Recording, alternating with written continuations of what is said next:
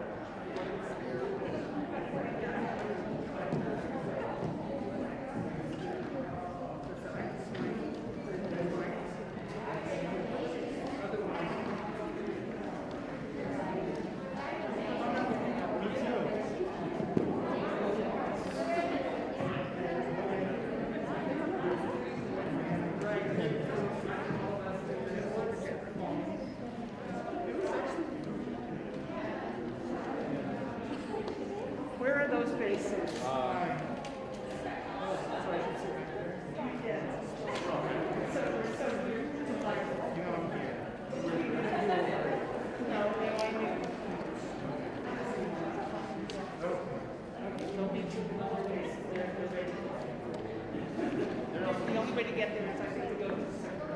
We all have to go. No, but it's the best. Yes, lovely to meet you. Well, you know from our meetings.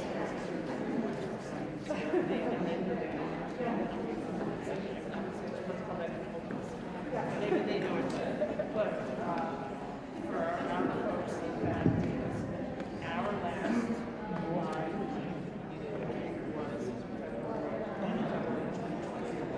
and then we shut down. You know, it's just like that. The spirit of like New York did. Our women's choir did a year of my putting numbers together.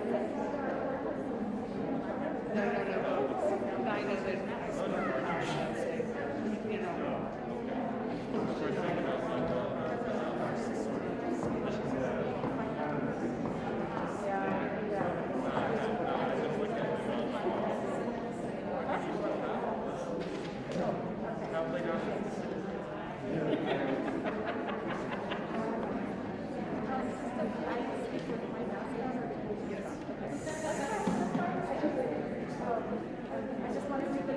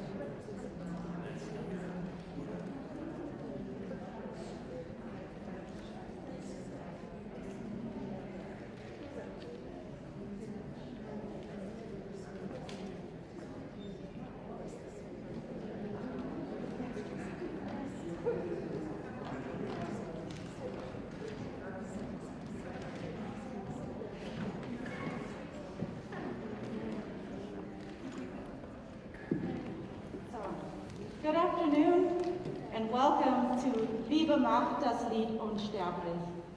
Love makes the melody immortal. The lifetimes and music of Louis Lewandowski, a talk and concert celebrating 1,700 years of Jewish life, history, and culture in German-speaking lands, and the 200th anniversary of Lewandowski's birth.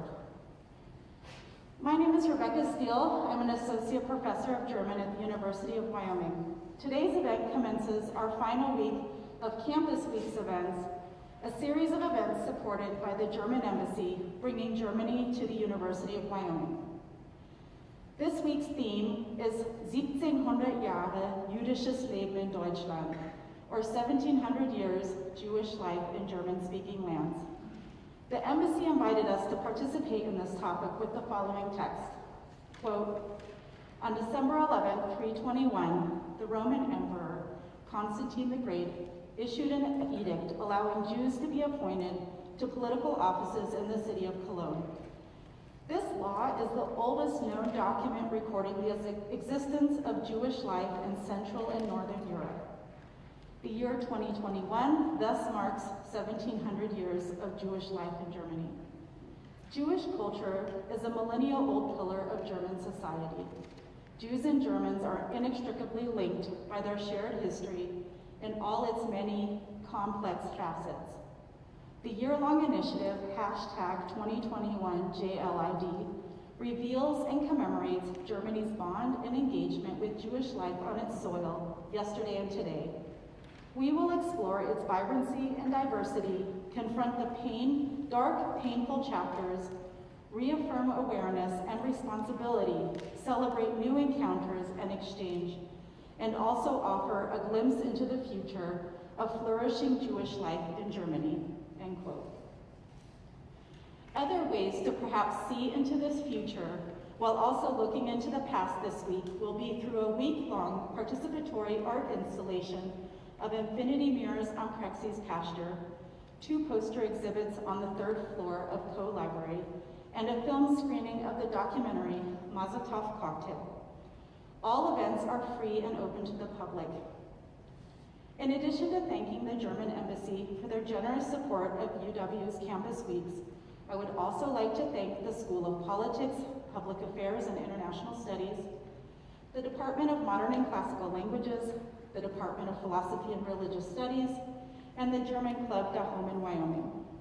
Thanks to Megan and Gwen in our front office for dealing with the sometimes Kafkaesque level of bureaucracy to put these kinds of events together.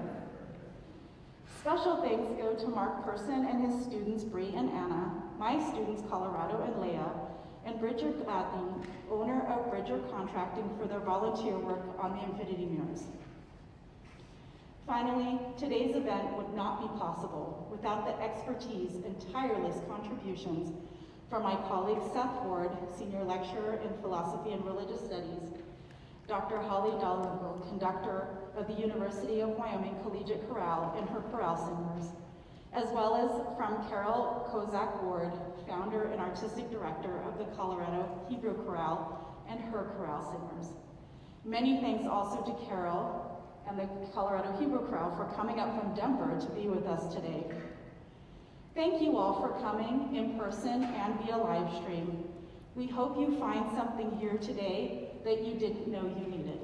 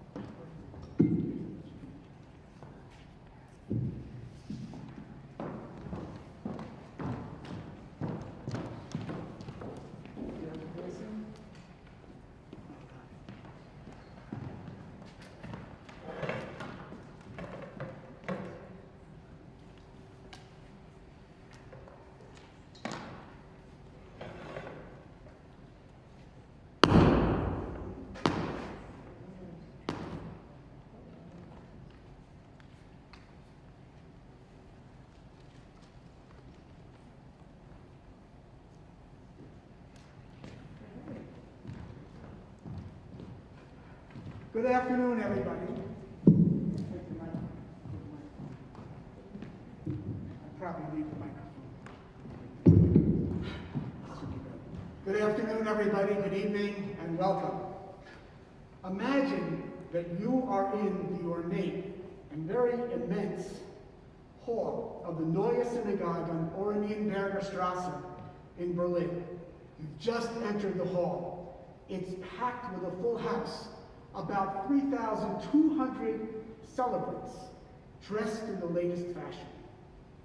Cantor Abraham Lichtenstein, 1806 to 1880, sings, and the synagogue boasts a large men's choir and a large boys' choir.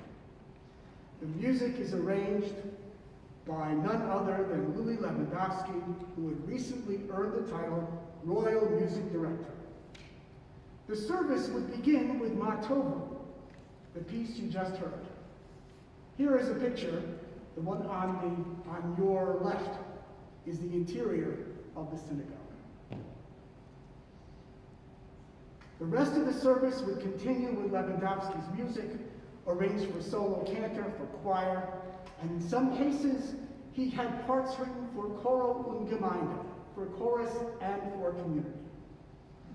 The dedication of the impressive Neue Synagogue was on September 5th, 1866. It inspired a particularly ornate ceremony. In attendance was Otto von Bismarck, at that time President Minister and Foreign Minister of Prussia.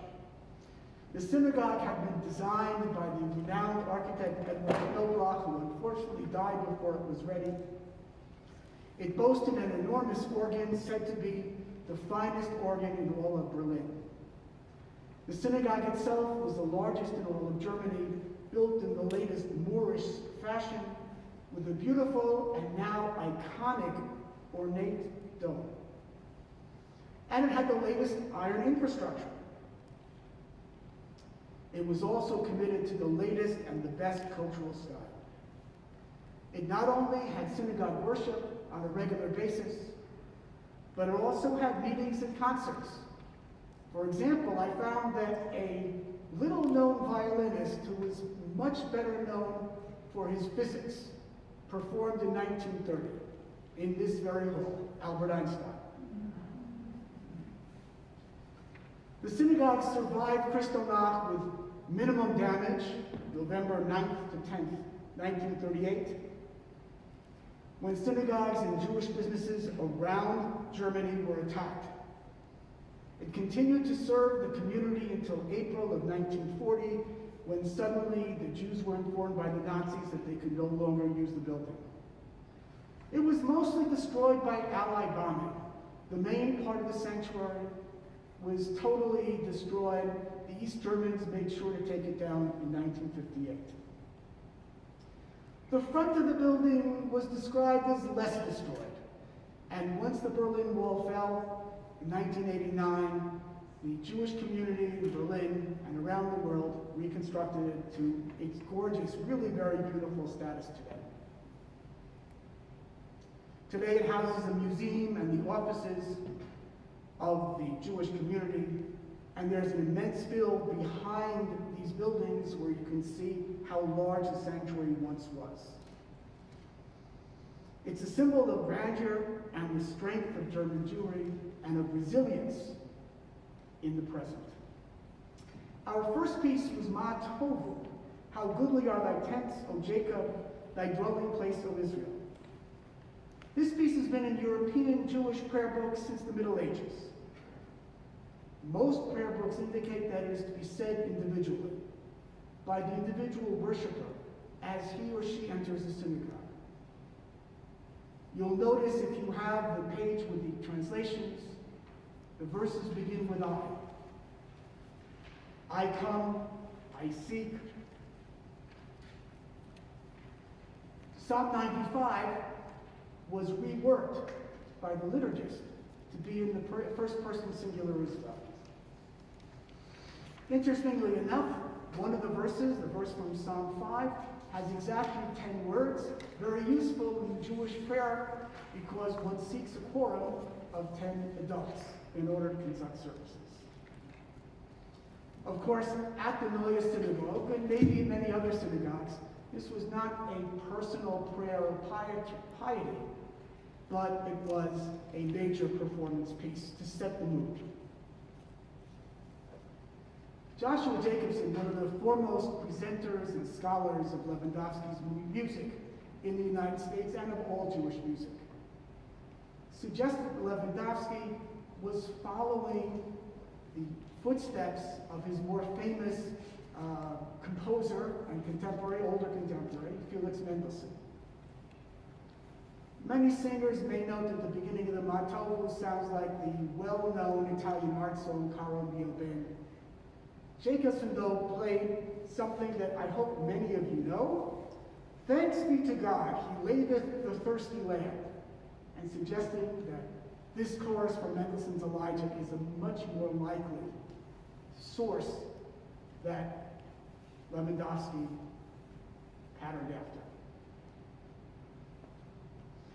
I'm grateful to Becky and to all of my colleagues, to Carol, who, if you haven't figured out, is my wife, and to Dr. Holly Dalrymple for having this event today. It's not been the first time that Holly and I and the Hebrew Chorale and one of Holly's choruses have cooperated. A couple of years back, we did a program with another Jewish composer who was born in Germany, famous by the name of Paul Ben Haim. Dr. Dalrymple organized a couple of the choruses from his Friday night service, a very important piece that's worth more performance than it gets. This campus week was set to be during the time in which the anniversary of Kristallnacht falls. We wanted to do something that was cultural and historical that wasn't necessarily related to the Holocaust, but you can't forget about the Holocaust today.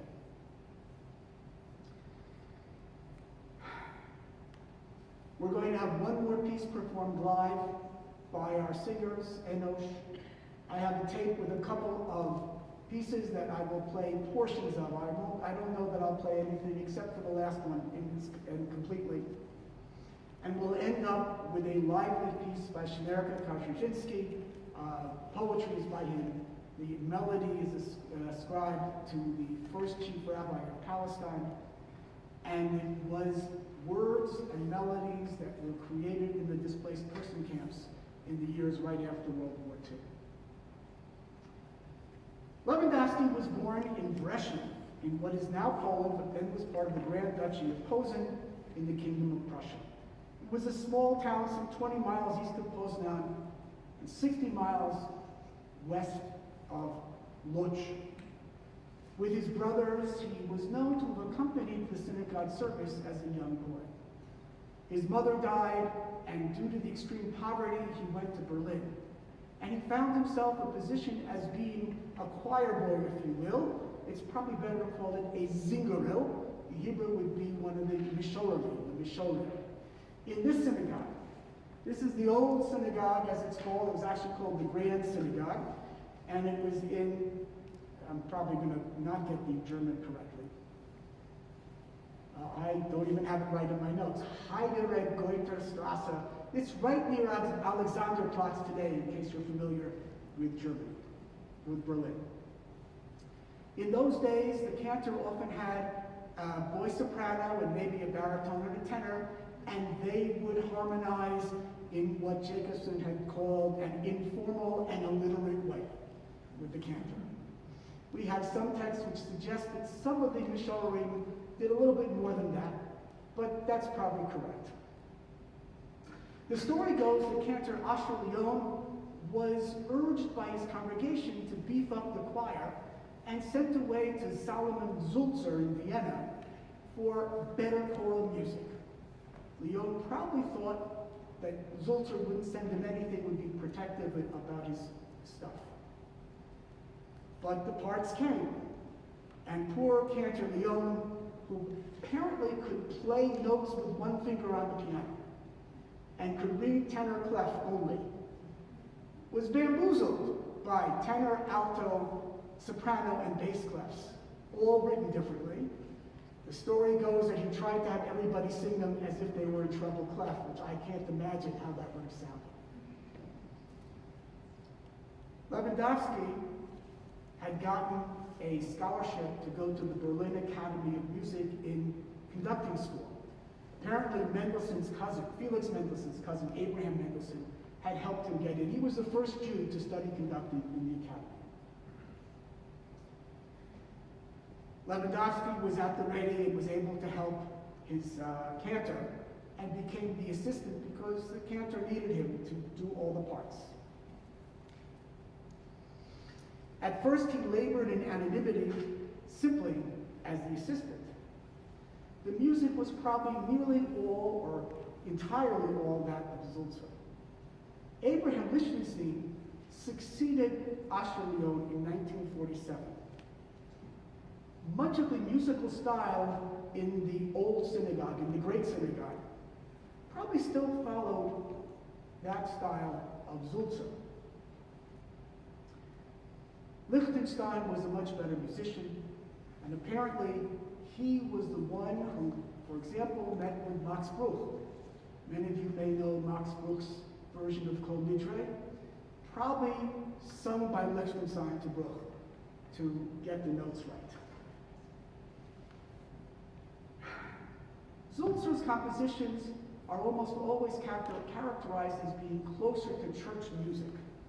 Idelson, the great historian of Jewish music, said that people called them, this is a derogatory term in Yiddish which is hard to translate, galchish. Galchish means tanzer. It's the kind of music that people in the clergy, in the Catholic clergy, or the monks might have written.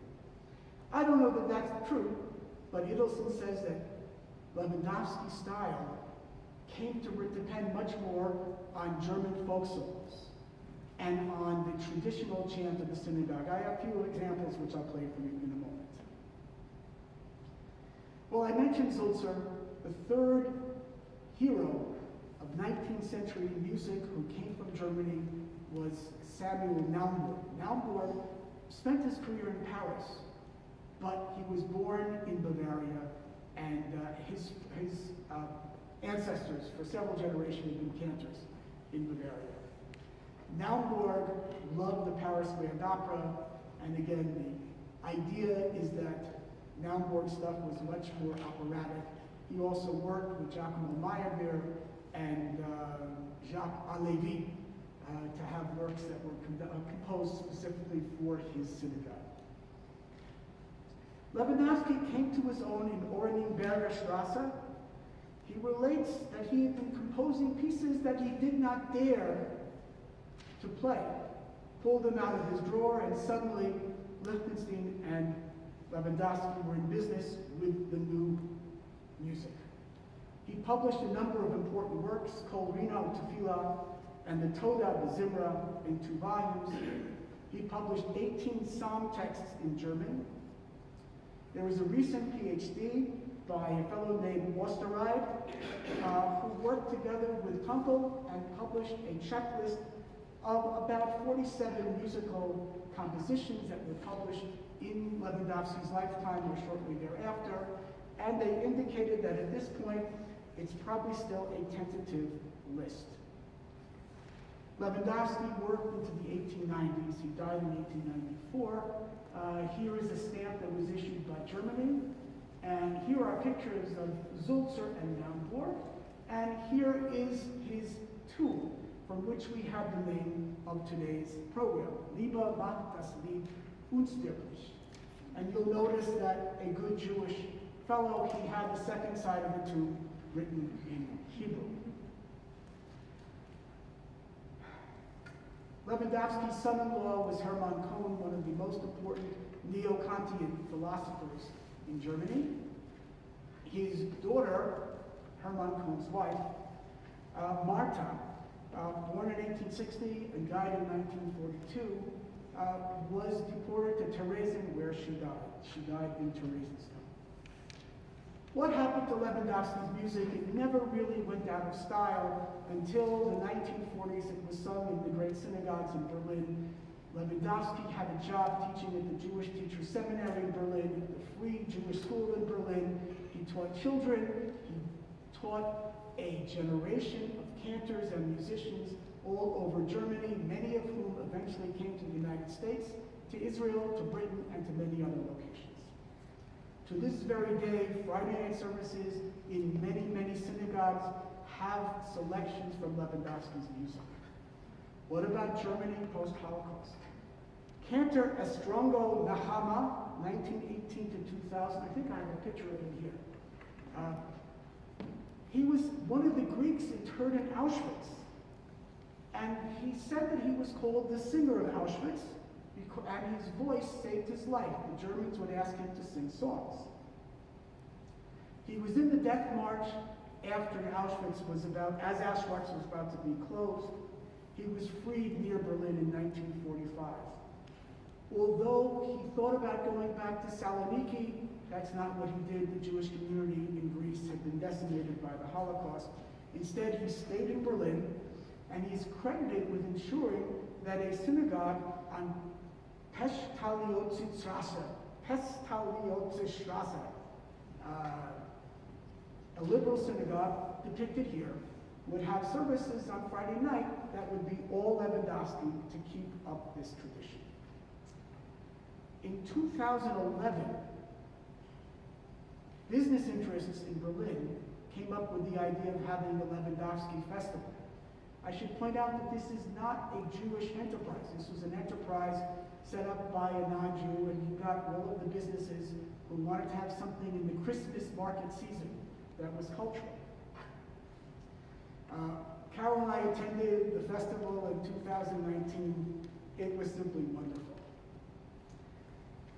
In terms of time, I don't have a lot of time to talk about the history. I'm going to talk only about a few short periods up to the 19th century. We read about Constantine the Great. I'm going to talk a little bit about the 11th century. In the 11th century, the Rhineland became a center of Jewish learning. Rabbeinu Gershom of Mainz, called the Light of the Exile, is famous for having fixed Jewish marriage ceremonies. Before that, it was not common, but Jews could, at least in theory, marry. Jewish men could marry more than one woman. Jewish women could not refuse a divorce. Rabbeinu Gershom changed that and many other things. Speyer, Magenza, Mainz, and Worms were centers of Jewish life. They continued to be so until the time of the First Crusade in 1096, where one of the roving bands said, according to the martyrology written by Jewish communities much later, why should we go to the Holy Land to kill infidels? We'll kill infidels right here. It's important to note that the bishops protected their Jews as much as they could. But 12,000 Jews perished in those days. Rabbeinu Solomon, probably the son of Isaac, wrote down all the traditions of the Rhineland in brilliant commentaries, always known by his acronym Rashi. He died in 1105. His commentaries are read to this very day, both on Bible and on Talmud. I'm going to skip ahead to another period, the 16th and 17th centuries. German history was changed tremendously by Luther's 95 Theses in 1517. Luther wrote several works that touched on Jewish subjects. That Jesus Christ was born a Jew. Very positive about Jews. On the Jews in their lives, very negative about Jews. Some of the other things that Luther did also had tremendous significance for the history of Jewish life in Germany. Luther and many other Protestants, and even in the 1500s, Catholics, were interested in Hebrew scholarship. And the new device, the printing press, was able to print Hebrew traditional literature. So there was a flourishing of Jewish life that way. Luther translated the Bible from Hebrew into German, the Old Testament from Hebrew into German. His translation was very important for German language studies, and turns out at a number of places to have been important for Jewish history in Germany as well. One of the scenes on the hangars that are in the library depicts Yossel of Rosheim, Yossel of Rossheim was the leader of the Jewish community in all of Germany. He counteracted Luther's works against the Jews. He debated a number of converted Jews who argued against Judaism. And the Jewish communities were very happy and very pleased that he was able to secure their situation with Maximilian and Charles V. Toleration of the Jews was something that was not a foregone conclusion. In the 1750s and 60s, there was very little toleration of the Jews. Jews did not have free rights to settle anywhere. There was no such thing as religious liberty. The first tolerance patent was in 1782. That was Joseph II of Austria. The French Revolution, a little bit earlier, had talked about giving the Jews every right as individuals, but not as a nation. Napoleonic Wars led to some toleration and some emancipation of Jews. They ended in 1815. Prussia, which had emancipated its Jews, reneged on that shortly thereafter. In 1819, there was a series of riots all over Germany called the Hep Riots. Story goes that young Felix Mendelssohn was approached by somebody who said, "Hep, hep, young Jew." And his father realized that there might not be any secure future for him and got everybody baptized. Prussian Jews were emancipated in 1871 with the unification of Germany and the proclamation of the German Reich, the German Empire. It didn't help very much that there was still response to this. In 1879, Wilhelm Marr very famously created something he called the Anti-Semitic League, which turned out to promote what today we call anti-Semitism. Nevertheless, up to World War I, Jews were very proud to be part of the Kaiser's Reich. Research has shown that Jews were the highest percentage of participants in any national, ethnic, or religious group in the Kaiser's army. Here's a slide I put in for the 200th anniversary of Louis Lewandowski. And this is going on in a couple of weeks in December in Berlin. And the theme is the unknown works of Lewandowski. I'll play a little bit from a work or two that's less known. I have a bit more, but for time, I'm only going to summarize. The 19th century in Germany was a period of time in which what today Jews recognize as Orthodox, conservative, and Reform, not in that order, emerged. The Reformers were central in giving people like Lewandowski a place to perform and a place to write their music. As a result of the Reformers who brought in organs and had sermons in German and were not that happy with Jewish observance, there was a kind of retrenchment in the Jewish world as well, usually associated with a gentleman named Shimshon Raphael Hirsch, who got a job in the 1850s in Frankfurt am Main in the secessionist synagogue. Zionism really begins as we know it with Theodor Herzl, who was in Austria, but trained in Germany and spoke German. But already in 20 and 30 years before Herzl, in the 1850s and 60s, people like Moses Hess, who had worked together with Marx and Engels, and a couple of important rabbis, Kalischer and Al-Khalai, had begun writing about what today we know as Zionism. Finally, I promised many people that I would have at least one picture from the fine arts. This is a picture by Moritz Oppenheim, 1800 to 1882. This is probably not his most famous painting. His most famous paintings have to do with synagogue scenes. But this is a painting on Jewish themes. This is a depiction of the kidnapping of Edgardo Mortara. The painting dates in 1862. The kidnapping was in 1858. It was in the Papal States. And for a change, the European powers reacted very negatively to the Pope's exercise of power to claim that a baby baptized by mistake was still baptized and had to be brought up as a Catholic. Within a year, the Papal States had lost their independence and were absorbed into the Risorgimento, into the New Italy.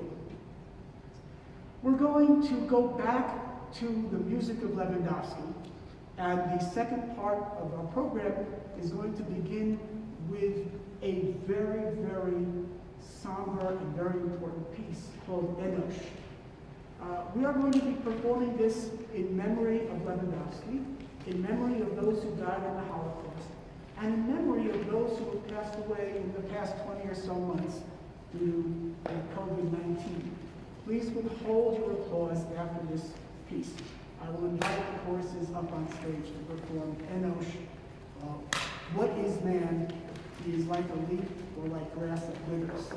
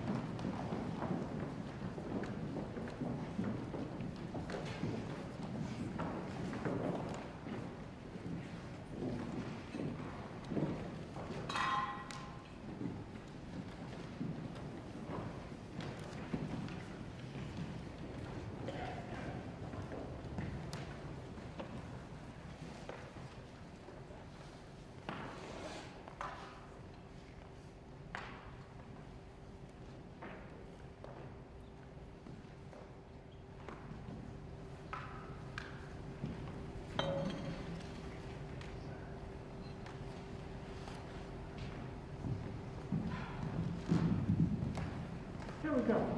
Good. Thanks to the singers, that was absolutely beautiful. Enosh is from Psalm 103. Lewandowski entitled it Haskarat Neshamot, the mentioning of the names. Every year on Yom Kippur and 3 other times during the year, synagogues have a service in which they mention the names of the departed individuals come. Today, it's a big thing. You have a sermon that tells you to give money to the synagogue and to whatever else is being touted. But it is a time in which the most people come. Enosh was actually, interestingly enough, not usually a part of the Yizkor service. It was part of the prayer for people who are very sick. But this setting is marvelous. It's a setting that I think captures the feeling entirely. Lewandowski was prolific. He wrote many, many different things. There's at least one other setting of Enosh which is equally as famous as this one, but does not have the large organ prelude. Lewandowski's idea was he should write stuff so that synagogues which had large choirs and synagogues which had no choirs, synagogues which had organ singers, which had everything a cappella, would all be served by his works. In the 19th century, there was interest in having German as part of the service. This was a new thing. It was not typical of Jewish services. Some synagogues in this day, the only thing that's in the local languages is going to be the sermon and the president's announcements at the end. I'm just going to play a little bit from all of the tapes that I have for you based on the time. This is a bit of the German Kedusha. In this, the parts that were sung by the cantor are now sung by a chorus. They are sung in German, and the refrain sung by the congregation is sung to the melody of his standard traditional Kedusha. It's something that says, "Holy, holy, holy is the Lord of hosts." And that's sung in Hebrew. I'll just play a little bit of it. Hopefully it will come up immediately.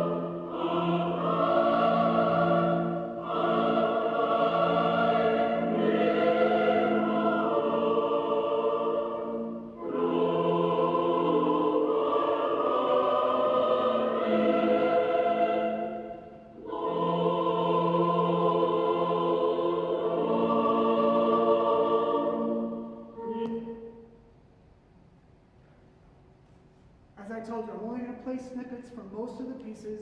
I'm going to save the last one. That one will play the whole thing.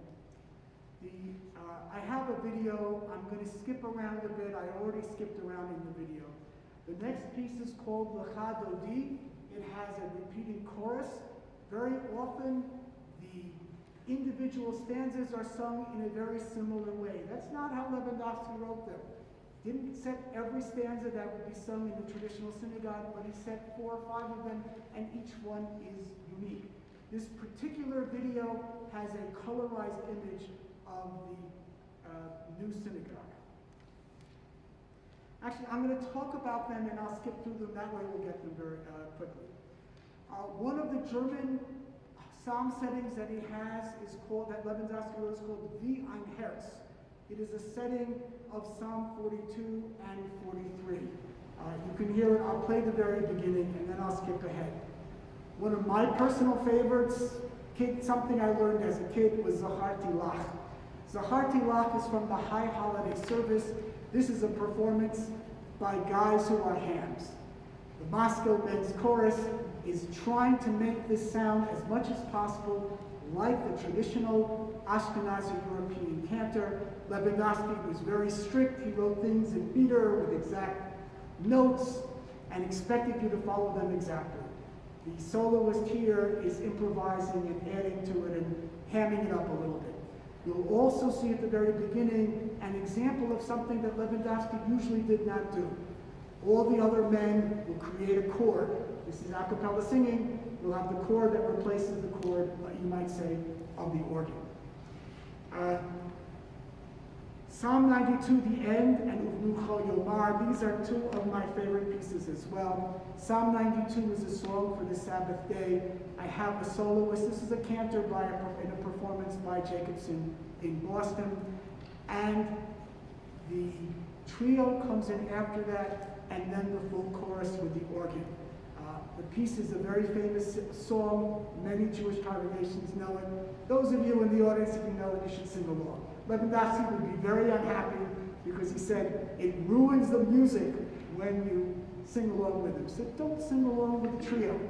Those people familiar with Mendelssohn will say, I recognize the style of having a trio followed by the full chorus coming in. I may skip some of Uvnucho Yomar. I wanted to do another version of this by Naftali Hershtik, who for many years was the chief cantor at the Great Synagogue in Jerusalem. It was reworked by Ray Goldstein. Ray Goldstein is amazing and wonderful, and this is a phenomenal reworking. On the other hand, it shows you that this is not exactly like Bach or Mendelssohn. You wouldn't say, well, I'm going to Farbesser, as it were. I'm going to Farbesser the Elijah, and like rework it a little bit so that it comes out better. But that's what Goldstein did with Hershtik. And finally, I'm going to play the triumphal Psalm 150 in its entirety. This was done before COVID, but you'll recognize the style. As I said, I'm going to skip around a little bit just to get through as much as we can.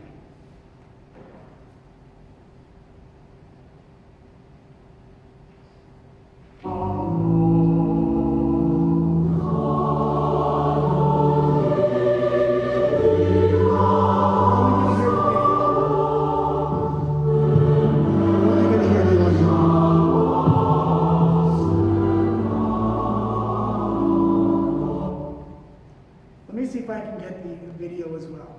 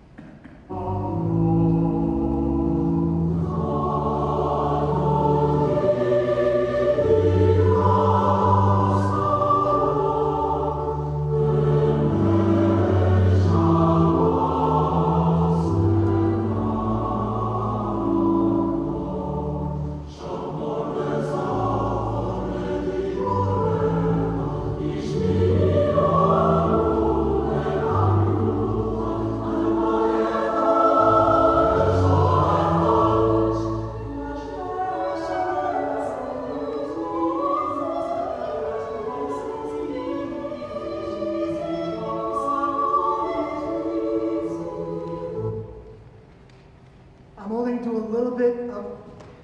going to do a little bit of the German songs.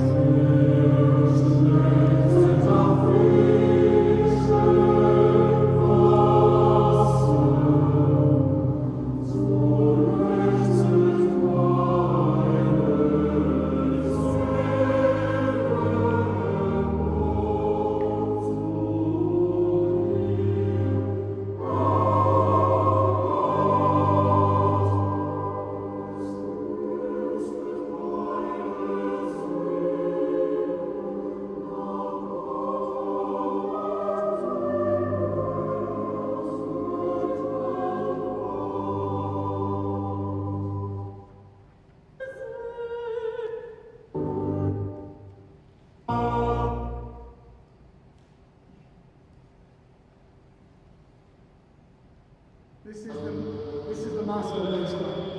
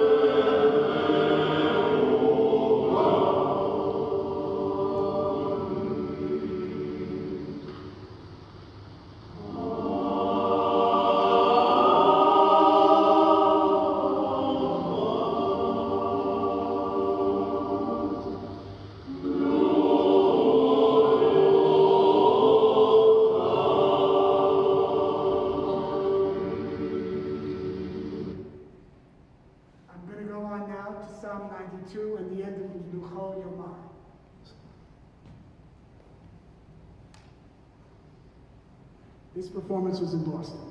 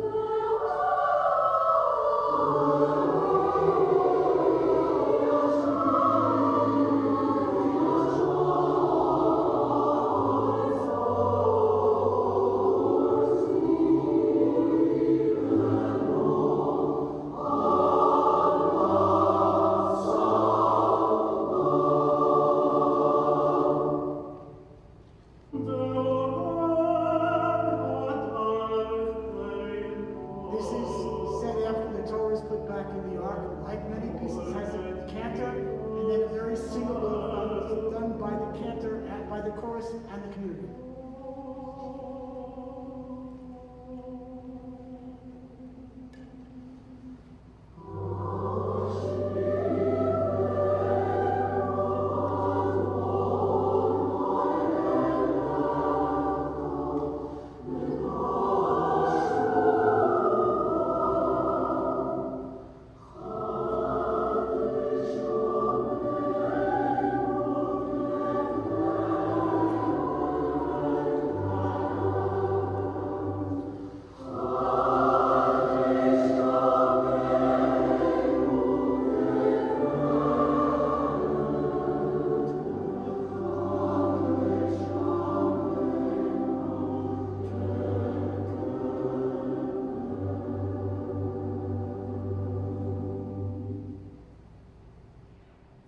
Final piece is Psalm 150, Praise the Lord with humble in heart.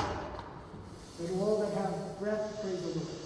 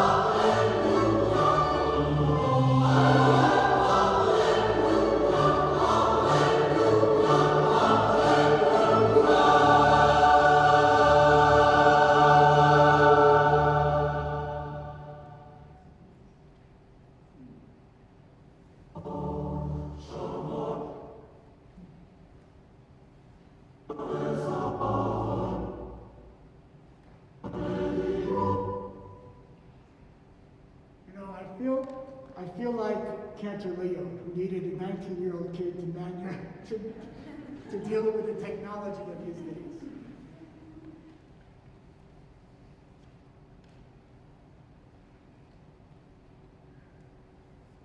Okay, I'm going to just stop this and deal with it this way.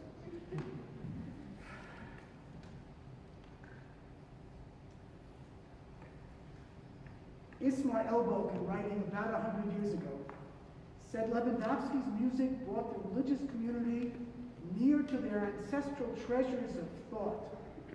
It became the most faithful interpreter of the prophetic revelation in which our lives are steeped.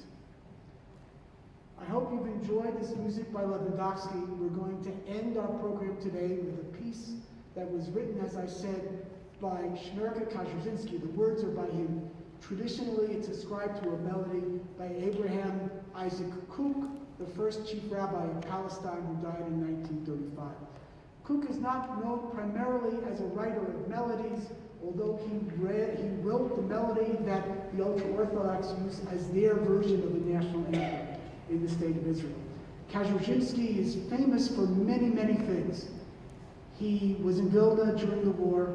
He helped save books, not only once but twice, first from the Nazis and then from the Soviets after the end of World War II.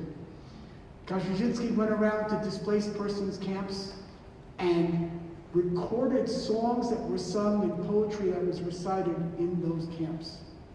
I don't know whether he met our soloist, who was in a DP camp for a while herself. Stel Nadel was born in what today, well, it was Poland, it was Galicia. And her life story is soon to be a major graphic novel. You can look it up online. She also owed coming to the United States to her singing. When she tells her story, she often says that in the camp, and even on the boat coming to America, she was the girl who sings. Estelle has spoken on our campus many times, 4, I think maybe even 5 or 6 times. I would like you to welcome the UW Collegiate Chorus and the Colorado Hebrew Chorale back for the final live number.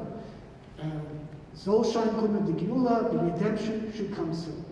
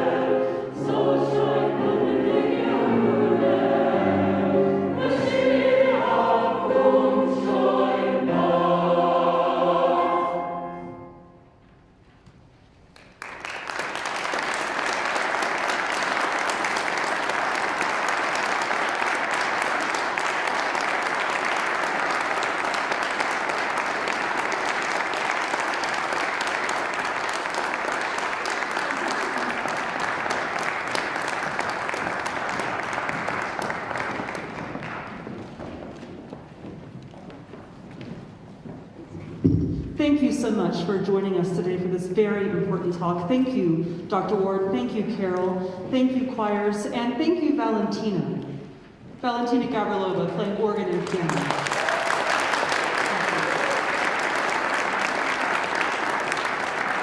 Have such a wonderful evening, and we'll see you later, perhaps this Saturday at 7:30 for the Bel Canto and Statesman concert. Shameless plug. We'll be right here again. Have a wonderful evening. Thank you and good night.